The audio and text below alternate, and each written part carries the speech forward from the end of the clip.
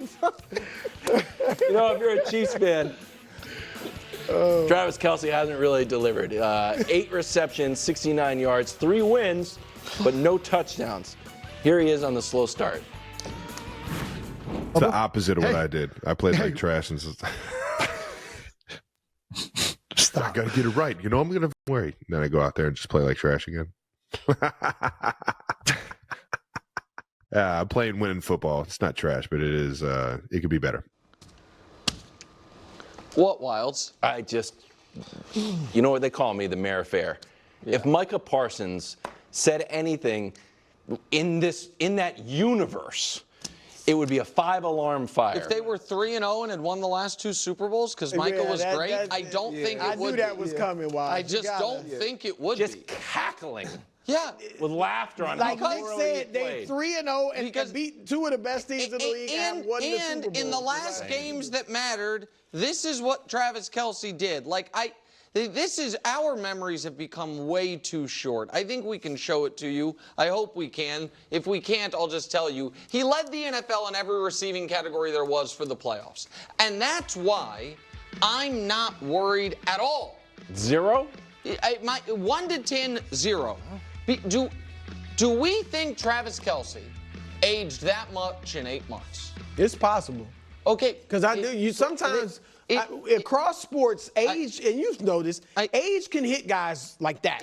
So maybe I would be worried about that to a greater degree, because you're right. If last year he looked like an all-pro, but he didn't until the playoffs. Last year, he played 15 regular season games. 5 of them, he had 70 receiving yards. He did that in all 4 playoff games. He had 5 games where he caught at least 83% of the balls thrown to him in the regular season over 15 games. He did that in every one of the playoff games except for the Miami one where he caught 70% in the ice. He had 5 games all last year with at least 7 catches. He did that in 3 of the 4 playoff games. He had 5 touchdowns all last year. He had 3 in the playoffs.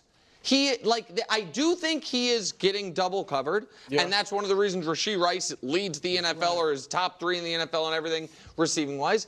And I also think he is, he is measuring himself, and I think that's obvious because he did it last year. See, I hear you. I'm not worried for the Chiefs at all because I think Rashee Rice can pick up Kelce's production, and I think Kelce, because of his history as such a great player, will still be drawing a lot of attention from the defense. So that actually could be good for the Chiefs. So I'm not worried about them at all. Him, I do think he's trying. I mean, he's come out and said several times, I'm about to get it going, and hasn't.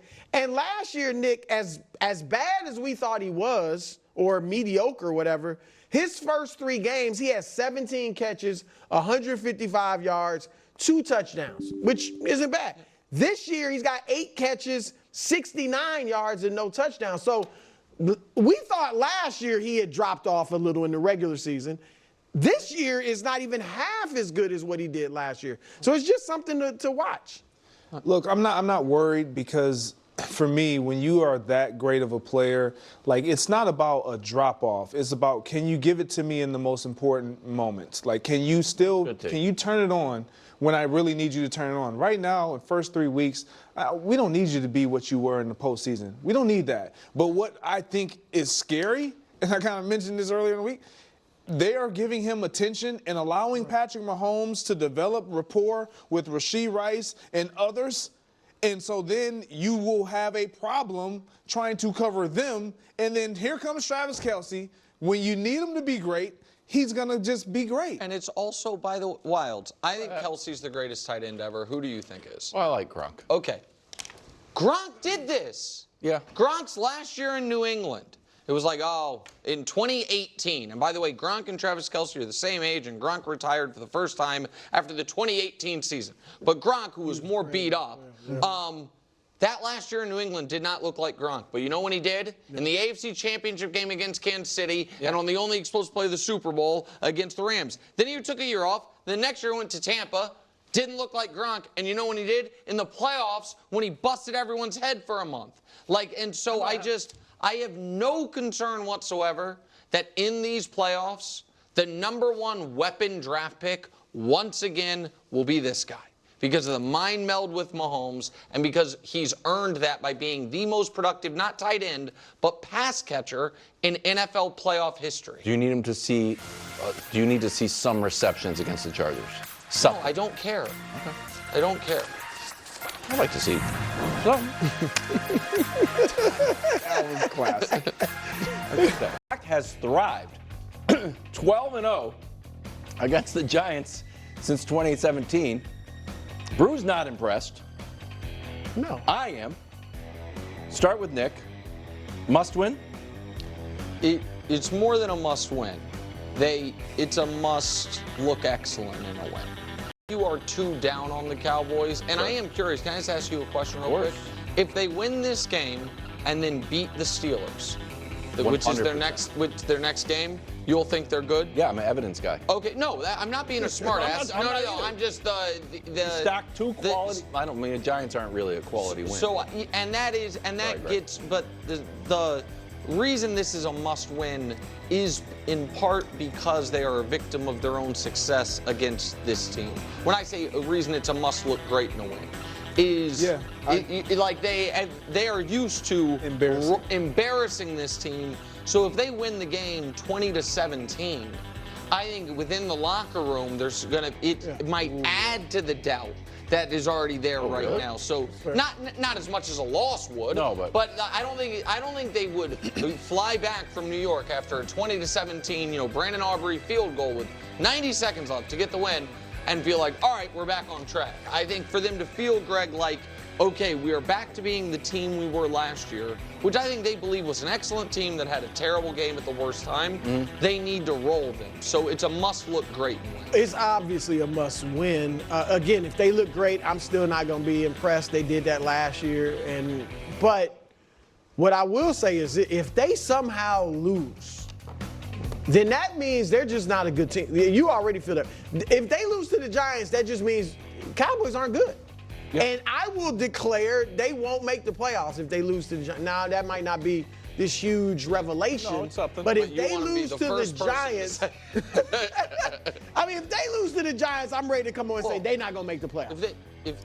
Go ahead, Greg. Then I have a different. Like this game when they're desperate, this is later in the season. It's clearly a must-win, and I'm with you. I don't think it's a layup. Like you guys want to poo-poo the New York Giants all you want. When you can run the ball and you got a team that can't stop the run, Singletary. I mean, you make life easy for the quarterback if that's the case. And if Daniel Jones is starting to find Malik Neighbors the way he did last week, I mean, against a Cleveland Browns defense that we felt like is, I mean, are they good? Are they no good defensively? No, Browns defense is good. So, I mean, if they were able to do that to them, this is a must-win for Dallas. Can I, just real quick, if they lose, Mike McCarthy on first coach fired alert? Doug Peterson's like, I'm not. I know it's your guy. I'm guessing they let him finish the season. I heard a coach mid-season. So you putting Zimmer in there? No, I think he finishes the season. Okay. If they lose this game, and I talked about if they win, they play Steelers. The next three are, I think, Steelers, Lions, Rams. Sorry, that's worse than that. Steelers, Lions, Niners. I think are the next three. So if you start, I'm going to double check to make sure I'm That's right. Why of course I am. But they also things get dark early in Dallas if they lose to the Giants. I like that. Of course I am. I like that. Yeah.